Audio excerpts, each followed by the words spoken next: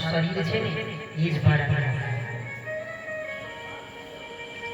પરીક્ષિત રાજાને તો ખબર હતી કે 7મા દિવસે એને તક્ષક નાગ કરડશે અને આજે આપણને ખબર નહીં કે આપણું મૃત્યુ ક્યારે આવશે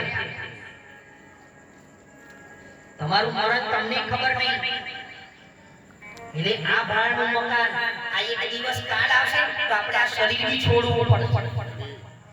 ના તો તમારા ઘરવાળા આવશે કે કોઈ તમારી મદદ નહીં આવે આ મહાપુરુષો તમને કેમ કહે છે કેમ કે તમારું કલ્યાણ કરી લેશે